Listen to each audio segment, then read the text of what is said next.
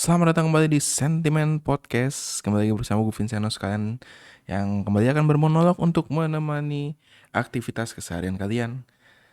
Dan ya, kita sudah di season 3. Welcome semuanya di season terbaru kali ini.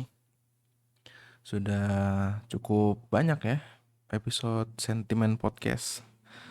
Untuk season-season sebelumnya, kalian bisa cek aja di channel gue di tab playlist. Kalian bisa scroll ke bawah, udah gue bikinin playlistnya buat kalian yang mau denger opini-opini gue terhadap beberapa fenomena yang lalu tentunya. Dan mungkin kalian pengen dapat perspektif baru dari hal tersebut, coba aja cek playlist tersebut. Dan di Sentimen Podcast season 3 ini sebenarnya udah dari lama gue pengen mulai season 3, tapi kayak belum nemu momentumnya aja gitu yang pas untuk memulainya. Dan gue rasa ini momen yang cukup pas, dan gue juga lagi pengen mengutarakan apa ya, unek-unek bisa dibilang terhadap hal yang baru baru aja terjadi. Masih anget banget nih topiknya, fresh from the oven gitu. Kenapa gue nggak mulai ke di saat kemarin lagi rame-ramenya di Indonesia tentang ini tentang itu, lagi banyak huru hara sana sini. Well, gue rasa apa ya,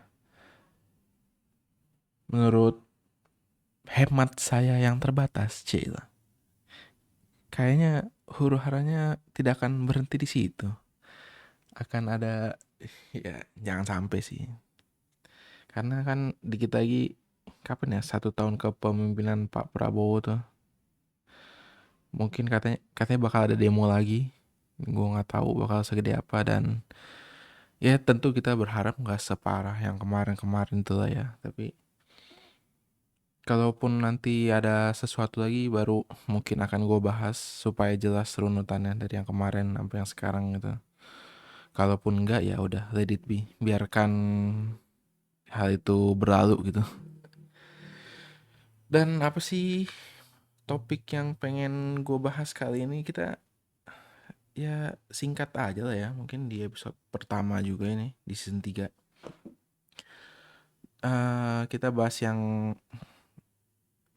I don't know. Ring, apakah topik ini ringan, topik ini cukup berat, ya kalian yang menentukan sendiri lah ya. Gue pengen bahas tentang timnas Indonesia. Di saat gue taping ini, 20 28 jam yang lalu itu terjadi sebuah peristiwa yang cukup menyedihkan buat kita semua, tentunya bangsa Indonesia ya, dimana timnas senior itu gagal melangkah lebih jauh di kualifikasi Piala Dunia, dan sudah terhenti langkahnya di round 4, sorry. Timnas kita habis kalah lawan Irak, sebelumnya habis kalah lawan Saudi, dan ya cukup cukup shock gitu ya. Karena kita yakin, ya nggak tahu ya, ini optimistis buta aja karena kita terlalu fanatik atau apa nggak tahu, tapi gue ngerasa kualitas timnas kita kayaknya bisa deh untuk berbuat lebih dari itu tuh, bisa gitu dengan kapasitas mereka. Cuma ya apa boleh buat lah ya, kadang hidup nggak selamanya berjalan seperti yang kita inginkan gitu. Hal-hal gini sometimes it happens right away, dan kadang kita juga nggak bisa berbuat apa-apa gitu terhadap hal-hal kayak ini. Ya udah, cuma bisa apa ya, what goes around comes around gitu. Ya udah lah ya. Dan harus, kalau kata temen gue, selalu siapkan ruang untuk ikhlas. Anjing banget ya, ada benernya sih. Ada benernya sih. Dan seperti yang kapten kita juga sudah bilang ya di setelah after match interview dia bilang juga tim ini disiapkan bukan hanya untuk saat ini tapi juga untuk masa depan, which is true. Gue juga setuju, banyak pemain-pemain timnas kita yang masih muda yang masih bisa berkembang gitu ya. Tapi kita kita sebelum ke situ kita bahas sedikit ke belakang gitu ya. eh Tentu keinginan kita untuk masuk ke Piala Dunia ini ada basisnya gitu, ada dasarnya, bukan tiba-tiba kita halu gitu pengen masuk Piala Dunia gitu. Enggak. Semua ini ada dasarnya, semua ini ada backgroundnya gitu. Kalau kita mundur ke 10 tahun lalu, 15 tahun lalu, nggak mungkin kita berandai-andai, berani bermimpi aja nggak gitu timnas kita masuk Piala Dunia gitu. Tapi kan di saat ini things have changed gitu kan. Banyak yang berubah, banyak yang tentunya berubah ke arah positif. Harus gue akui ya, banyak dari kita juga mengakui perubahannya ke arah yang positif. Cuma ya gimana ya, kita bahas satu persatu dulu deh. Timnas kita bisa melangkah sejauh ini, pertama-tama gue rasa hal yang paling besarnya itu karena diaspora. Diaspora, jadi banyak pemain keturunan Indonesia yang main di mana kita tarik ke sini. Dan gue seneng gitu ngeliat mereka, kayak mereka tuh berjuangnya tulus gitu, kayak benar-benar ngerasa ini loh tanah air gue, kayak ini selama ini the missing part of me. Dan setelah akhirnya gue temuin, ya gue akan berjuang mati-matian untuk itu gitu. Gue ngerasa banget di setiap pemain kita tuh ada hal itu gitu. Semua mau dari ya you name it lah, siapa-siapanya.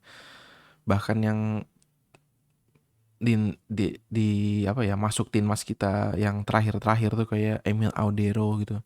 Dia baru join tapi benar-benar ngasih impact yang sangat luar biasa buat timnas kita gitu. Nah, karena itu, karena pemain-pemain kita tentunya udah excel semua, pemain-pemain lokalnya juga kualitasnya ada beberapa yang juga meningkat gitu, karena tentunya main bareng dengan orang-orang yang levelnya di atas. Ya untungnya yang levelnya masih agak di bawah ini dia yang ikutan naik begitu, bukannya dia narik yang di atas buat ke bawah. Untungnya begitu. Ada beberapa, banyak tuh sih nama-nama yang bisa excel dan masih bisa bertahan di squad timnas sekarang, yang mana squad timnas ya udah pasti yang best of the best lah ya, pilihan terbaik. Kayak ya sebut namanya Rizky Ridho, terus Kambuaya. Itu kan beberapa pemain yang bisa excel gitu ya, masih bisa ngikutin tempo permainan player-player yang jauh kok ya, fair aja lah kita, yang lainnya beberapa jauh lah di atas mereka gitu. Mereka main di liga yang lebih baik, di tim yang lebih baik gitu kan. Kayak Jay Itzes main di Serie A, ini udah season kedua dia main di Serie A Italia. Dan ya tiap bulan ada aja ketemu Lautaro Martinez, ketemu siapa namanya, nanti ketemu Modric, De Bruyne gitu. Ya tentu ya kita bisa lihat lah kualitas seseorang dari situ gitu kan. Terus dari Prancis juga ada Kelvin Verdong yang main di Lille. Itu juga oke banget. Kiper kita juga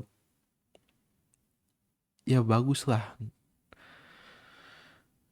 Nah, karena pada bagus, mainnya juga bagus, kelihatan udah punya sistem main yang bagus juga. Nah, makanya banyak dari kita yang mulai berani bermimpi gitu, kayaknya ini deh saatnya timnas kita masuk Piala Dunia gitu kan. Di bawah Dibawa ke pemimpinan pelatih sebelumnya itu berjalan cukup lancar dari round 1 sampai round round 3 ya, round 3 awal-awal ya. Gue lupa sampai round mana. Sintayong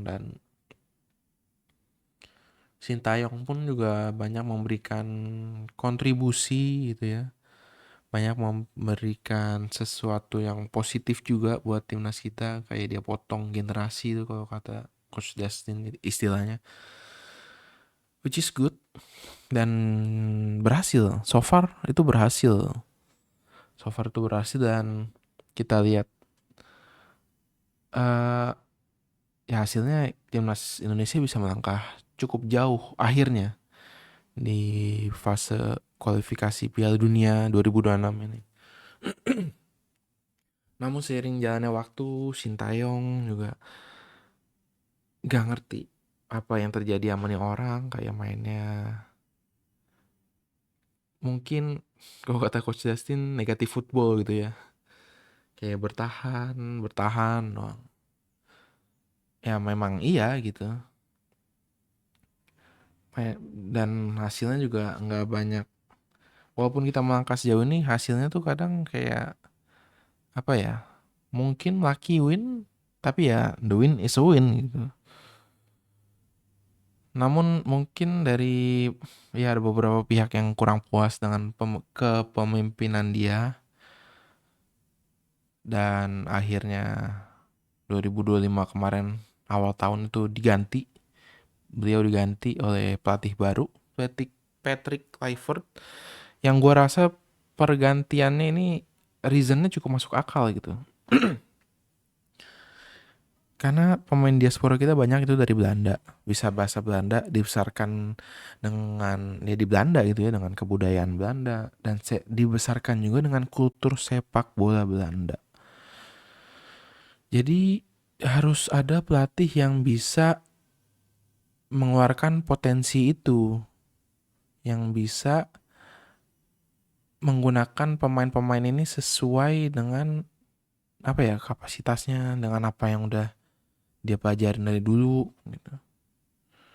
Nah,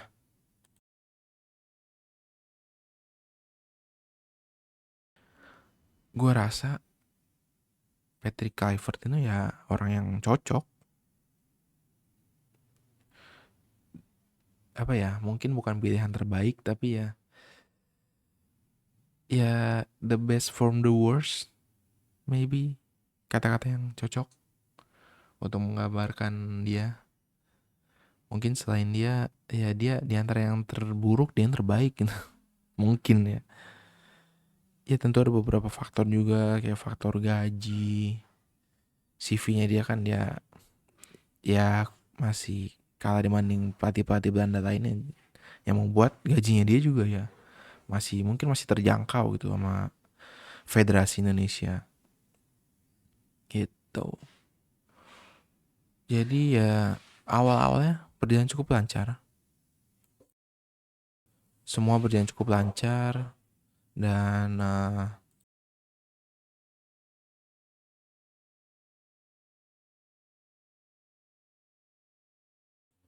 semua berjalan cukup lancar dari berapa ya? 3 pertandingan kata Coach Justin, yang kalau gue nggak salah 3 pertandingan kita dapat 6 poin, sementara Sintayong 6 pertandingan 6 poin. Ya memang itu fakta yang nggak bisa disangkal gitu, emang datanya begitu ya. Kalau beliau mengukur parameter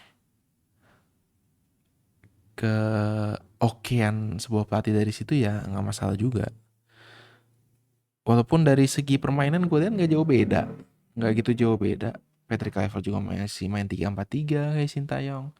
Mainnya juga masih reaktif football, walaupun kita lebih lebih berusaha sekarang ini, lebih berusaha megang bola gitu. Lebih berusaha meningkatkan possession kita di setiap match. Itu kelihatan banget dari operan-operannya, cara kita mulai build up serangan, ngurung musuh gitu. Itu ya at least gue sih bisa ngeliat gitu ya. Gue itu bukan nonton bola tuh, bukan yang ngamatin, enggak lah. Gue cuma casual aja, average football fans aja gitu. Nonton bola yang ya yang casual aja lah. Gak sampai yang mengamati sampai gimana-gimana banget kok. Tapi dari situ aja at least gue bisa ngelihat gitu. Ada perubahannya, ya ada walaupun belum terlalu besar. Dan apakah perubahan ini cukup untuk mengantarkan kita masuk ke Piala Dunia? Awalnya jujur dari awal gue baik Sintayong maupun Kluivert gitu ya masih nggak kurang yakin gue. Menurut gue kalau kita udah punya pelatih, udah punya pemain yang main di Serie A, yang main di Ligue 1, main di apa namanya di Amerika tuh liganya, aduh apa sih, ya itulah liga di Amerika, ada pemain Eredivisie gitu. Ya at least pelatih kita juga yang standarnya segitu. I know Patrick Kluivert itu dulu sebagai pemain CV-nya cukup oke, pernah main di Barca gitu kan. Tapi sebagai pelatih kan dia punya CV masih masih ya menurut gue ya kurang lah ya. Tapi gue juga bisa memahami mungkin ya the best they can give gitu dari PSSI ya Patrick Kluivert ini.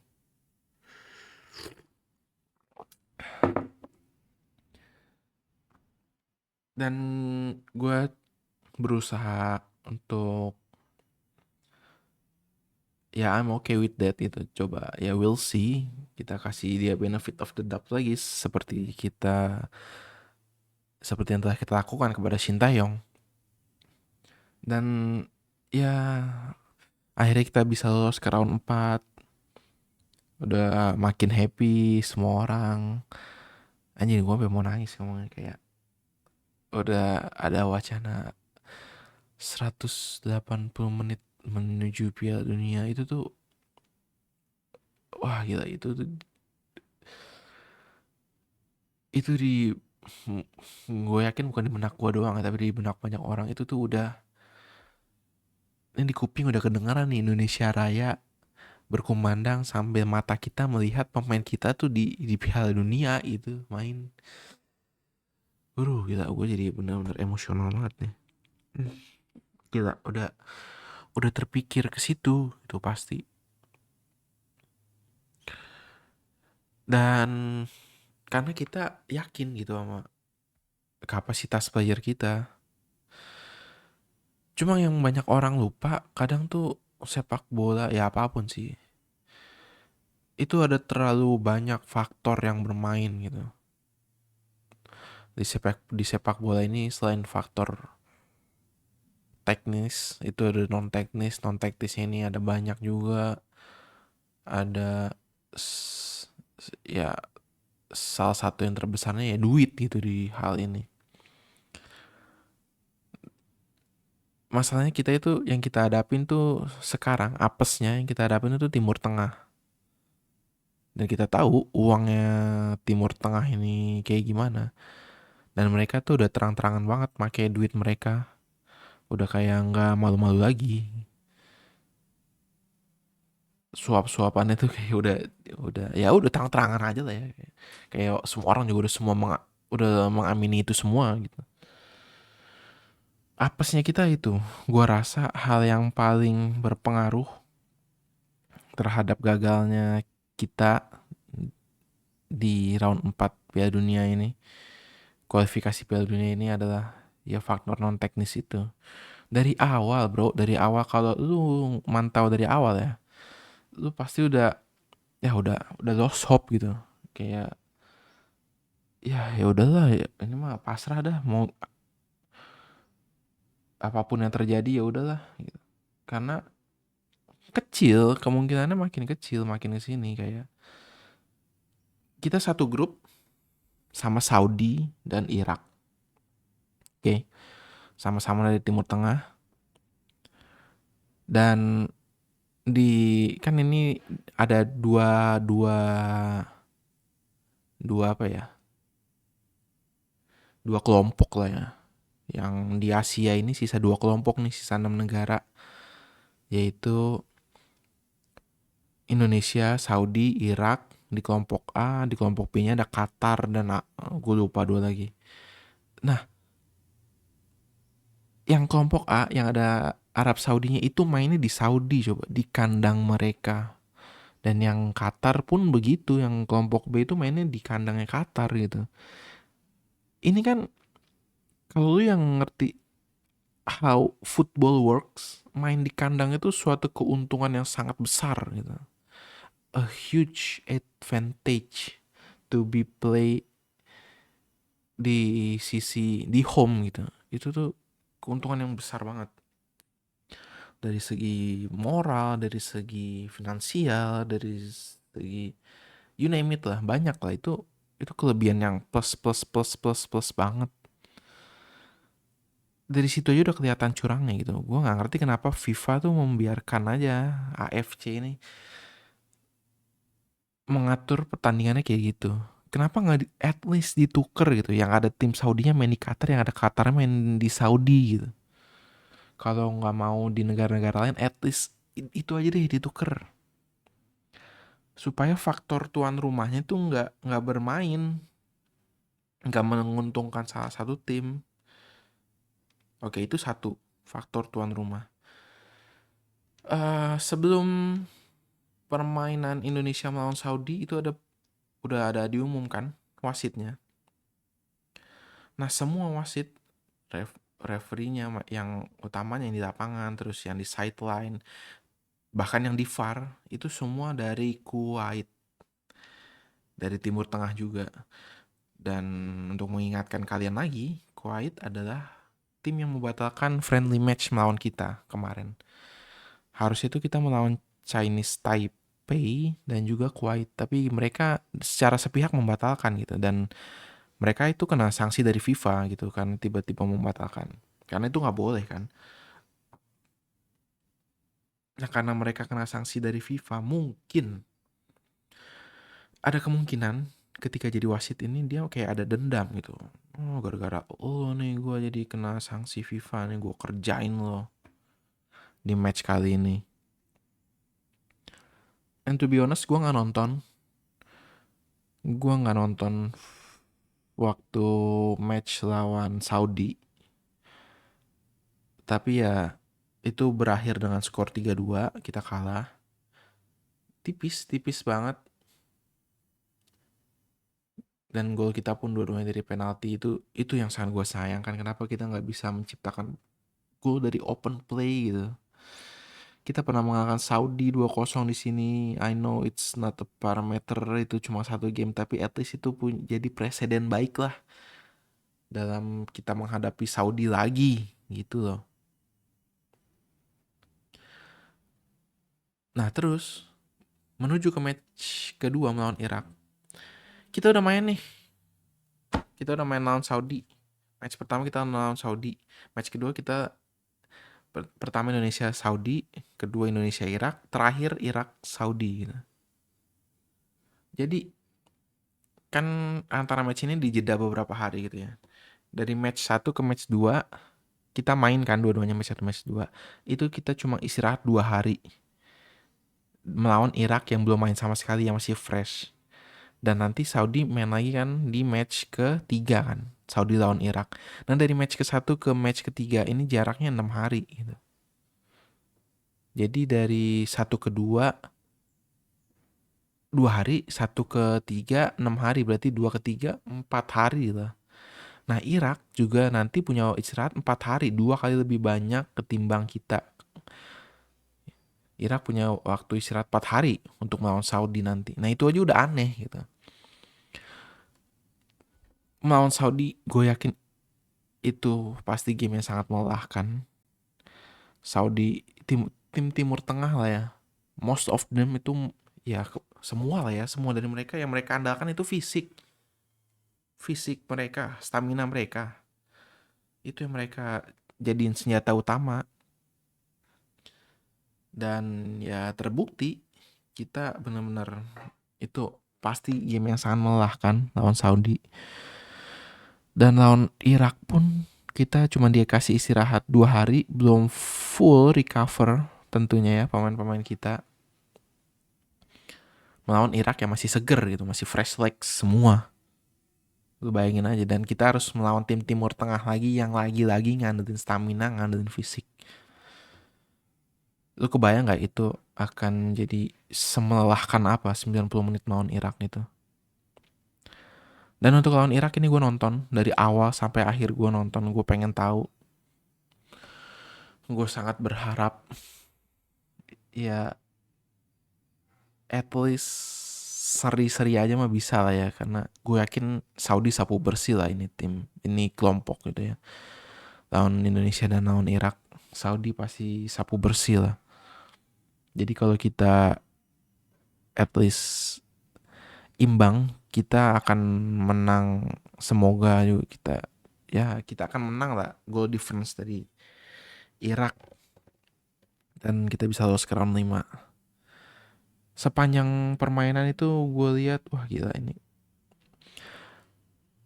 Kita sebenarnya jauh di atas Irak itu jauh. Kita kurung. Irak itu kita kurung. Mereka cuma bisa counter, cuma beberapa, itu pun nggak banyak. Dan big chance kita itu di round pertama itu banyak. Sementara Irak mungkin 1-2 itu benar-benar kita kurung. Kita benar-benar mendominasi permainan di babak pertama itu. Selepas babak pertama, half time, begitu lanjut babak kedua pun ada pergantian langsung 2 pemain dari kita. Itu awal-awal sampai seperempat jalannya babak itu masih oke. Benar, masih oke. Terus sampai akhirnya menit 50-an akhir itu kita mulai ngedrop. Udah mulai nggak bisa berbuat banyak. Walaupun kadang masih 1-2 kesempatan kita masih coba ngurung mereka, tapi ya udah kelihatan banget pemain-pemain ini udah capek. Udah kayak si Verdong juga udah mulai pincang segala macem.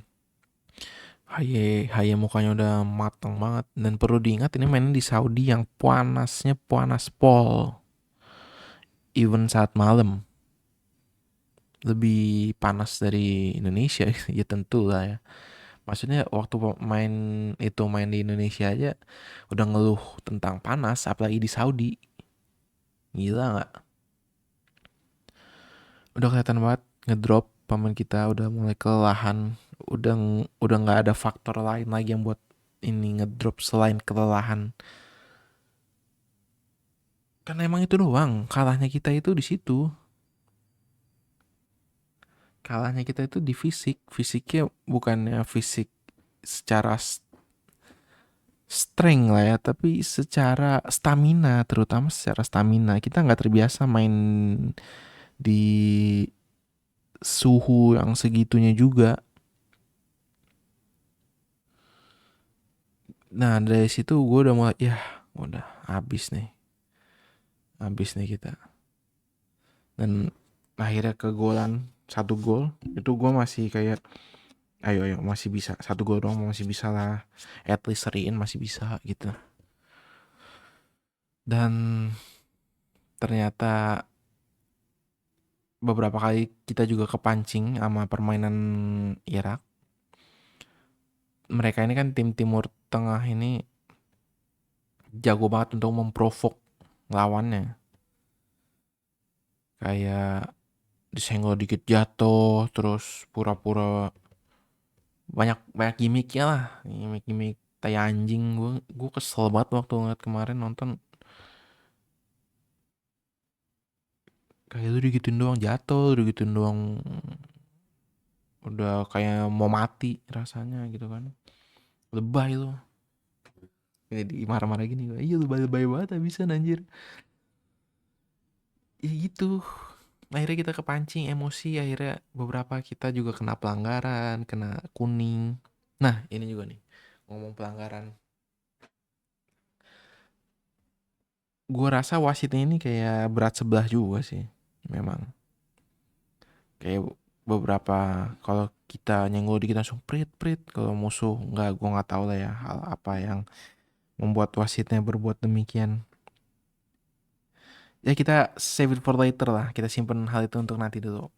Kita balik lagi ke gamenya, dan ya mulai terprovok dari pemain kita, bahkan dari supporter kita yang nonton itu juga udah mulai chaos.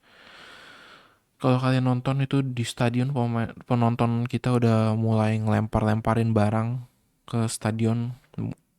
Ya, gue ngerti kekesalan mereka, gue ngerti, gue paham banget kemarahan mereka, kekecewaan mereka, kesedihan mereka, gue paham banget. Tapi ya kalau bisa mah jangan lakukan hal kayak gitu, karena nanti yang dirugikan ya kita-kita juga. Bener deh, yang dirugikan kita-kita juga. Dan kelihatan juga nanti, kemarin tuh di center, di kameranya kayak beberapa orang supporter kita udah mulai diamanin sama polisi setempat. Dan itu permainan seperti jeda cukup lama tuh, berapa menit. Karena benar-benar dilempar-lemparin sampah gitu. Dan yang ngeberesin tuh nggak ada officialnya, gue ngeliat nggak ada.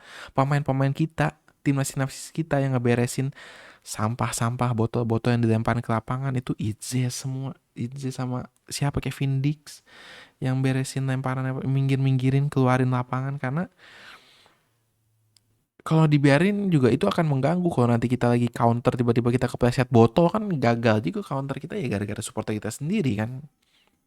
Itu akhirnya gila, gue nggak kebayang sih bebannya jadi Itzes kemarin. Dia yang inisiatif beresin, dan officialnya kayak ngebiarinin gitu aja. Official pertandingannya pasti ada dong tim kebersihannya atau apalah, ball boynya kayak gitu, inisiatif apa. Didiemin, bener-bener didiemin. Gila, gila banget. Dan ya nggak bisa berbuat banyak juga akhirnya, sampai full time gitu.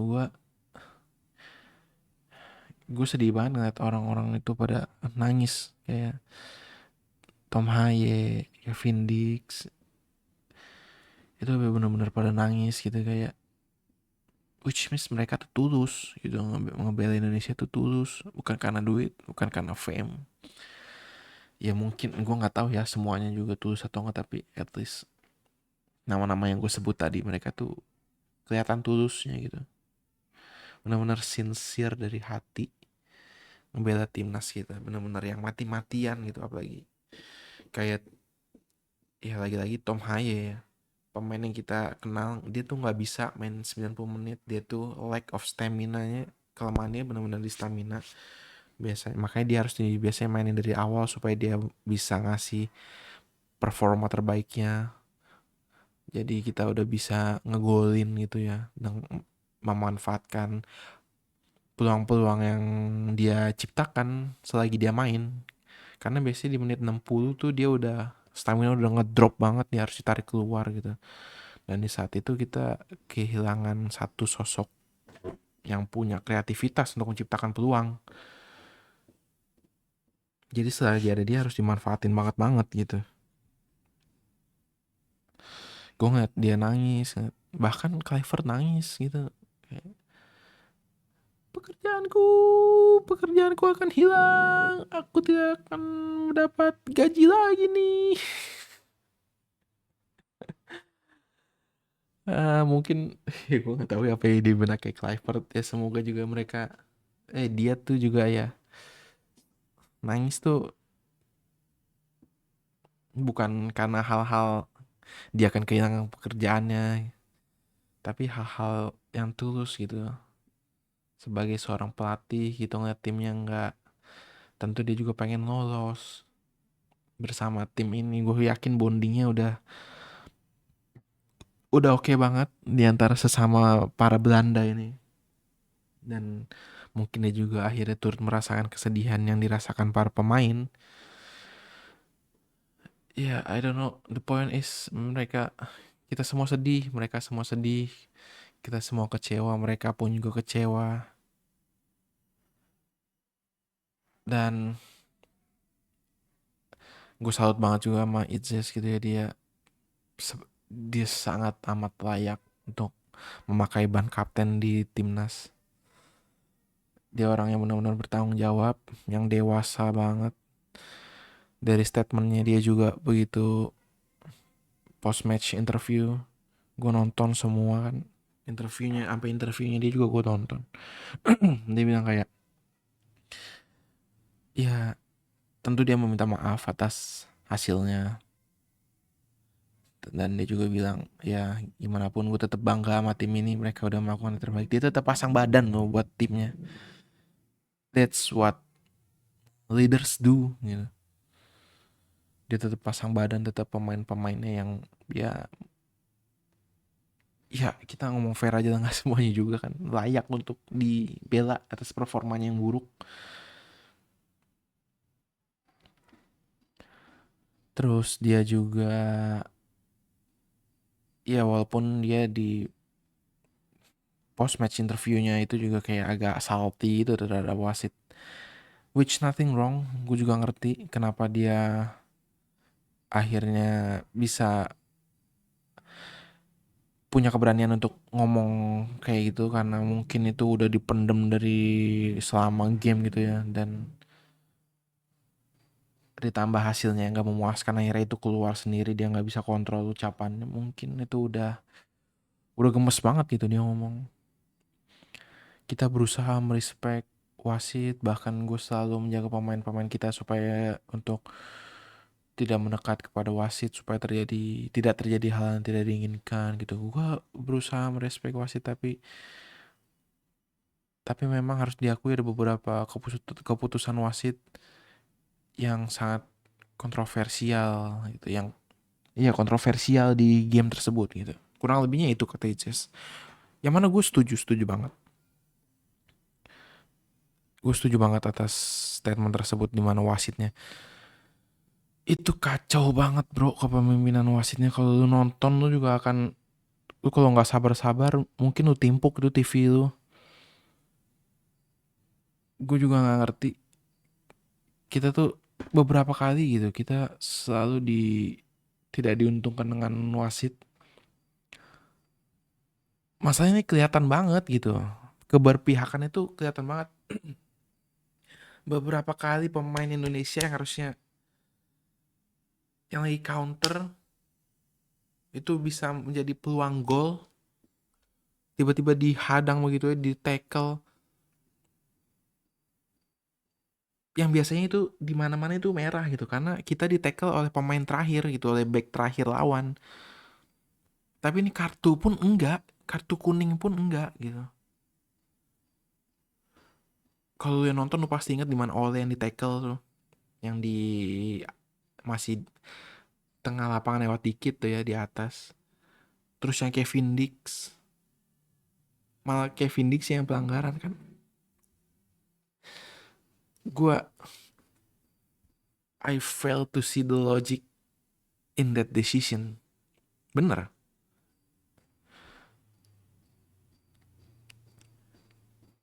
Gue kan selain suka ya suka nonton bola, gue juga suka main game bola gitu kan. Gue suka main EA FC, gue suka main Dream League Soccer, PS juga kadang gue main. Gue ngerti lah sedikit banyaknya rules di sepak bola tuh kayak apa, apalagi di EAFC gitu kan. EAFC 26 gue juga main yang terbaru. Tentunya rulesnya dia tuh kan ngikutin banget ya sepak bola sekarang gitu. Dari rulesnya, pemainnya semuanya, terutama rulesnya ya. Jadi gue tahu rules sepak bola tuh kayak mana, kurang lebihnya gue tahu lah. Dan beberapa kali tuh emang layak merah pemain Irak, tapi like I said, kuning pun enggak gitu. Ini kelihatan banget giliran kita cuma nyenggol pemain musuh doang gitu, ibaratnya nyenggol doang bro, kuning. Gila nggak?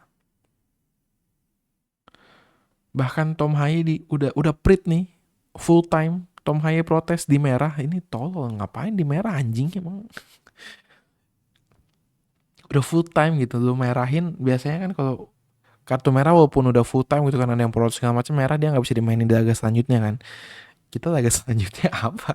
Nggak ada juga. Jadi ya pointless banget itu kartu merahnya. Walaupun nah ini lagi nih, pelanggaran di kotak penalti Irak. Pemain Irak jelas-jelas bro dapat kartu merah tapi kita nggak dikasih penalti. Gimana coba? Jelas banget merah, itu kartu kuning kedua dia udah merah, udah keluar, tapi nggak dikasih penalti kita. Malah gue nggak tahu game, bukan game on, itu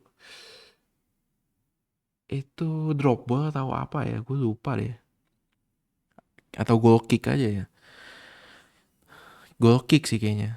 Harusnya itu penalti, jelas-jelas bro, musuh dikasih kartu merah di dalam kotak penalti. Gimana coba? Gue nggak ngerti lagi. Jadi ya kalau kita rangkum sebenarnya menurut gue kekalahan utama, faktor utama kekalahan timnas ini, satu, curang, udah jelas-jelas banget. Ya paling besar itu ya karena curang, musuhnya curang yang dalam hal apa, itu bisa ada banyak faktor, dalam yang tuan rumah, pemilihan wasit, terus ini wasit yang ngelawan Irak, gue yakin banget itu ada ya Mercy Mercy aja mah nyampe gitu ke rumahnya, gue yakin banget gue. Mercy Mercy aja mah ada di rumahnya dia gitu, nyampe kiriman dari ya I don't know MBS atau mana gitu. Soalnya udah nggak bisa dipungkiri lagi, udah nggak bisa dibela, itu bener-bener berat sebelah wasitnya. Itu itulah faktor kekalahan utama timnas kita kemarin gue rasa. Karena kalau dari segi permainan gue yakin banget kalau nggak curang, kita lagi counter di prit mulu anjing. Gue sebel banget. Itu kalau nggak curang kita bisa menang bro, gue yakin banget. Kalau nggak curang itu kita bisa menang. Mau yang game satu, game 2. Tapi ya gimana? What's done is done. Nasi udah menjadi bubur gitu. Dan ya seperti yang kapten timnas kita bilang, lagi-lagi gue ingetin, tim ini dibentuk bukan hanya untuk sekarang, tapi juga untuk masa depan. Yang bisa kita lakukan sekarang ya move on, kita persiapkan lebih baik lagi untuk kesempatan mendatang. Dan sekarang nih, setelah kekalahan ini udah mulai banyak narasi-narasi yang beredar di sosmed. Mulai dari Erick Thohir harus turun, terus Kluivert harus dipecat. Bahkan gue ini ada grup ya, grup.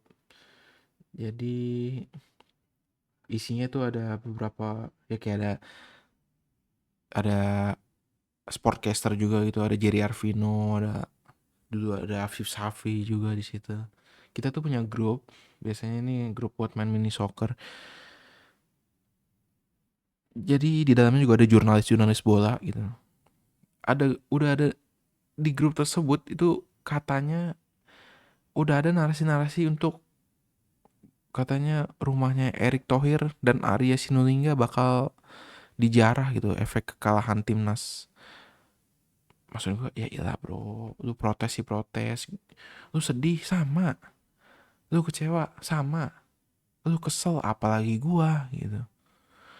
Tapi kalau sampai ngejarah-ngejarah rumah berdasarkan alasan tersebut, gua rasa too much, itu too much gitu. Jangan kayak gitu juga lah. Jangan kayak gitu juga, maksudnya sampaikan rasa kekecewaan lu, rasa kesedihan lu itu dengan cara yang elegan lah. Nggak usah lah sampai jarah-jarah rumah gitu, maksudnya kayak jadi lu nambah collateral damage yang lain. Jadi kalau ada yang berpikiran gitu, mending stop, jangan. Gak usah lah sampai jara-jara gitu, ngapain sih anjir. Ayolah tunjukkan supporter timnas Indonesia tuh juga udah berkembang menuju ke arah yang lebih baik gitu. Sejalan dengan kualitas timnasnya, kualitas supporter juga harus excel juga gitu. Please lah. Dan ya yang terbesarnya tentu narasi supaya Erick Thohir mundur, supaya Kluivert dipecat. Ya Pak Erick juga sudah menyampaikan permintaan maafnya gitu ya kan. Ya, maaf karena ya klasik lah. Pejabat gimana sih kalau minta maaf. Klasik lah. Udah ya minta maaf karena kita gagal segala macemnya. Gue belum nonton sama sekali press conference. Dia udah bikin press conference belum sih? Kayaknya belum deh. Ya terus gue belum lihat ya statement fullnya dari dia kayak apa. Jadi gue belum bisa nilai banyak juga. Tapi menurut gue, apakah Erick Thohir harus mundur? Apakah Kluivert harus dipecat?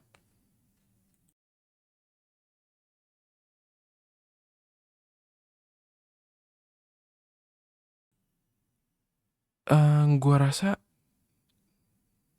dua-duanya tidak gitu. Menurut gue ya, gue rasa Pak Erick nggak harus mundur dan Kluivert nggak harus dipecat gitu. Pak Erick nggak harus mundur karena dia kan ketua PSSI ya. Dia punya proyek terbesarnya itu ya proyek diaspora pemain ini, dan so far itu cukup berhasil. Dan bukti keseriusannya juga dengan dia mendatangkan Kluivert, pelatih yang udah Belanda banget lah, semuanya udah sama banget dari kultur, bahasa, semuanya. Pemain kita itu kan dalam rangka untuk menyatukan chemistry antara pemain dan pelatih. Itu salah satu langkahnya kan, mendatangkan pelatih dari kultur yang sama dengan para pemain. Dan iya harus diakui semua ini kan gagasan Pak Erik, semua ini juga dieksekusi dengan baik gue rasa oleh Pak Erik. Dan ya gue harap Pak Erik tetap bisa melanjutkan proyek ini, bisa mendatangkan pemain-pemain diaspora lagi tanpa mengesampingkan pemain lokal tentunya ya. Ya pemain lokal yang bagus kan tetap dibawa anyway ujung-ujungnya. Tetap bisa apa ya? Kalau lihat timnas kita benar-benar difasilitasi dengan baik kok, disupport banget sama Pak Erik. Itu bukti konkret Pak Erik tuh serius dalam menangani timnas ini sebagai ketum PSSI. Gue rasa dia cukup oke di hal yang so far dia udah kerjakan gitu. Dan ini kan semua ini kan gagasan dia, mimpi dia. Kalau dia tiba-tiba mundur berarti ya dia nggak seserius ini untuk mewujudkan mimpinya dia. Dan gue harap Pak Erik tetap bekerja keras, berusaha mewujudkan mimpi dia itu. Yang mana itu juga mimpi dari kebanyakan, ya semua lah ya, semua rakyat Indonesia gitu. Cuma kita nggak punya platform, kita nggak punya akses, kita nggak punya sumber dayanya. Nah Pak Erik yang punya semua itu, gue harap bisa tetap melanjutkan hal tersebut. Dan untuk Kluivert, apakah Kluivert layak dipecat? Yes or no?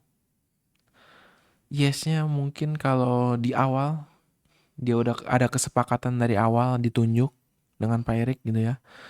Kayak if you fail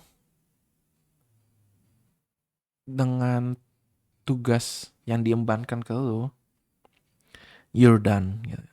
Kalau lu gagal dengan tugas ini, ya lu selesai, lu dipecat.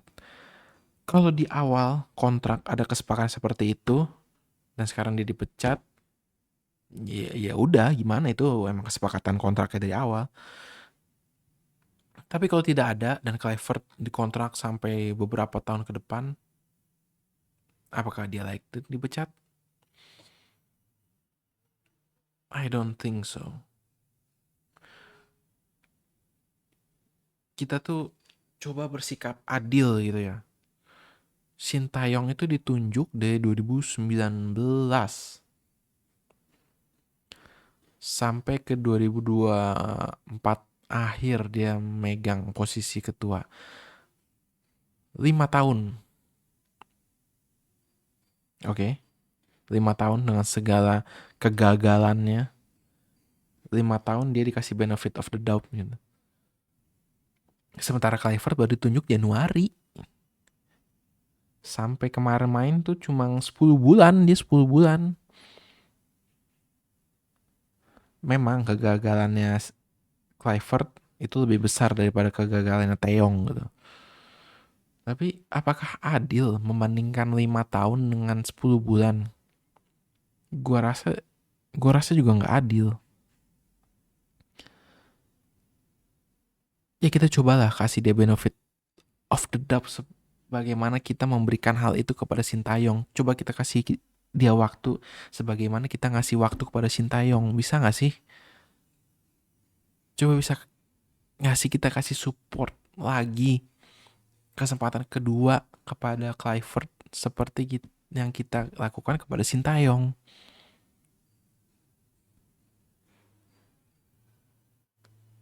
Kenapa ke Sintayong bisa, ke Kluivert nggak bisa?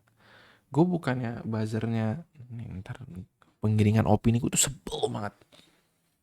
Yang namanya penggiringan opini, ntar gue disangka buzzernya Erick Thohir, buzzernya Kluivert. Enggak. Ya elah, I'm nobody gitu.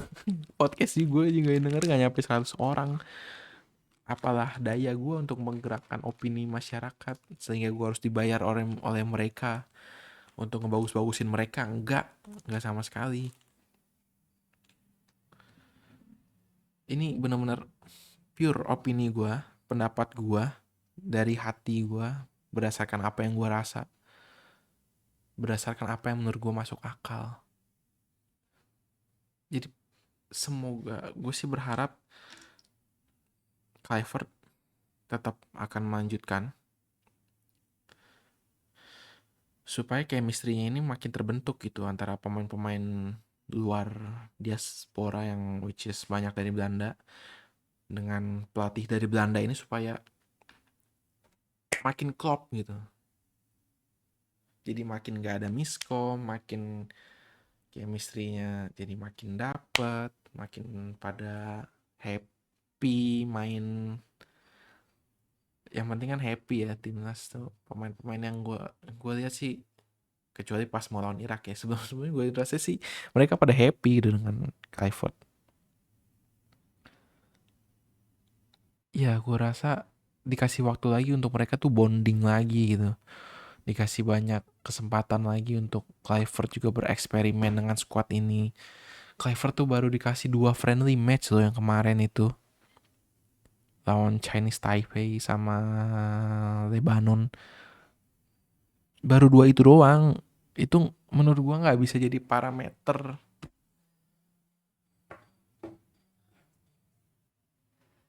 Dan untuk Piala Dunia 2026 udahlah, forget it lah. Kita mau dicurangin, kita mau ngadu nuntut tahu ini itu segala macam, mau banding, forget it. Udah nggak bisa lah kita ke Piala Dunia 2026.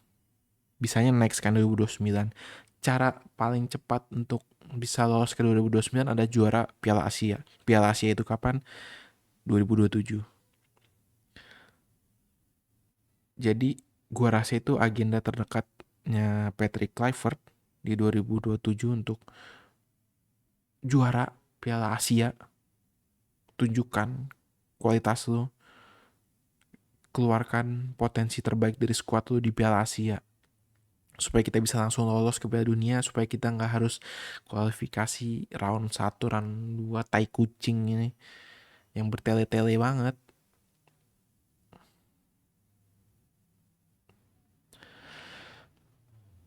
coba deh, coba ya please. Kalau Clive denger ini, kalau Clive denger apa ini? Ya kalau ini sampai ke somehow gitu ya, sampai ke telinganya mereka ya, yang gua nggak yakin juga gitu. Cobalah di udahlah forget it 2026, what's done is done, udah nggak bisa ngapa-ngapain lagi sekarang. Yang bisa kalian lakukan adalah prepare buat hal-hal yang akan datang, persiapkan sebaik mungkin, dan agenda terdekat kita itu adalah Piala Asia 2027. Please,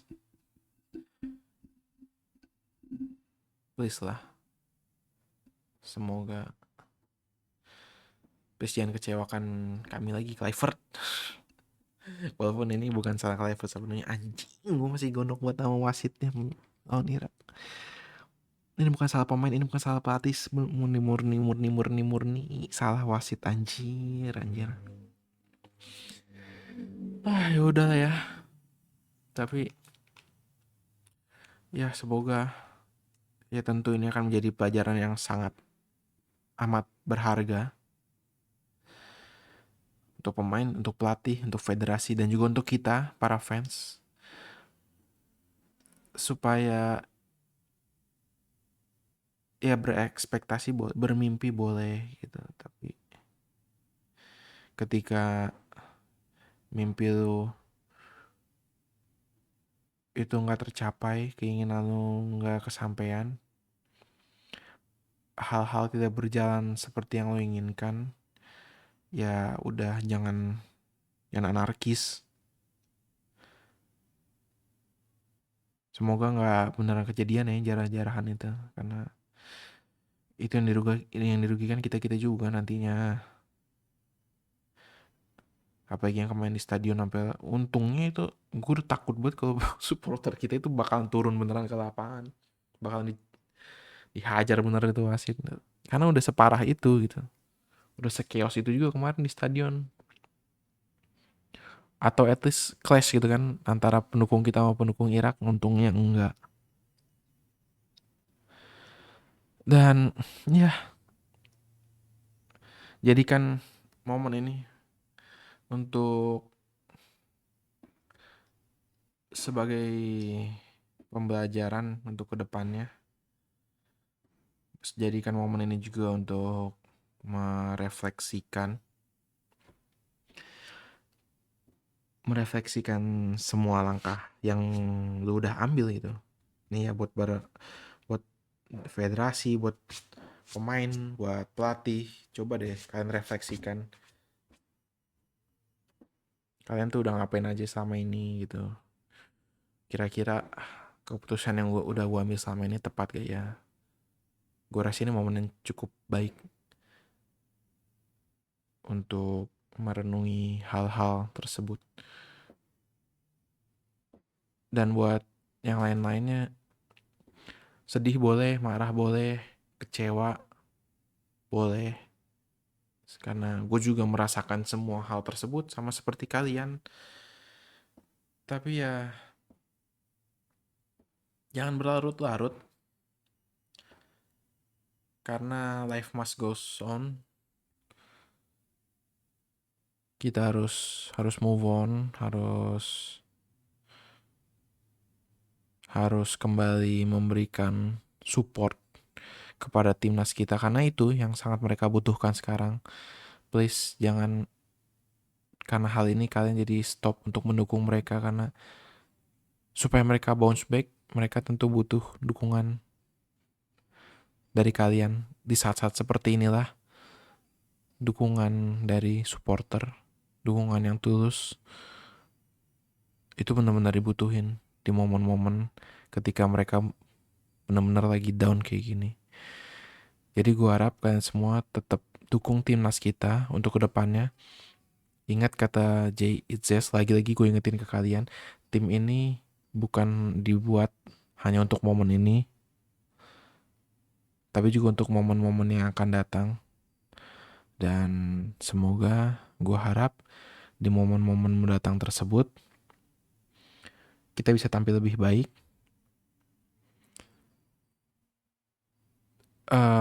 Dan tentunya kita bisa memberikan hasil juga yang lebih baik dari apa yang kita dapat pada kali ini. Well, that's it. Gue rasa anjing udah sejam juga nih gak berasa ngomong. Gue rasa itu aja hal yang pengen gue omongin. Dan ya tetap dukung timnas kita sebagaimana gue juga akan tetap kembali dukung mereka. Gitu aja sih ya. Dan untuk podcastnya ini season 3 seperti biasa gue usahain upload seminggu sekali. Topik-topiknya kayak yang ya tetap lah ya, gue akan ngomongin hal-hal yang random. Tapi bukan yang random serandom itu tiba-tiba ada kucing beranak di loteng rumah terus gue omongin, enggak hal serandom itu. Tapi ya hal yang lagi booming, yang lagi happening, yang lagi trending, yang lagi bising di sosmed, gue coba utarakan pendapat gue. Ya kali-kali aja bisa menjadi bahan diskusi juga untuk kalian. Untuk kita juga boleh banget kalian yang mau berdiskusi sama gue di kolom komen, silahkan komen. Dan kalau ada yang mau request juga bahas ini, bahas itu, silahkan komen aja. Komen kalian selalu gue bacain. Dan gue rasa untuk episode ini sekian dulu sampai di sini. Thank you semuanya. Tetap support timnas lagi-lagi, please. Tetap support timnas kita. Dan sampai jumpa di episode berikutnya. Thank you semua. Bye-bye.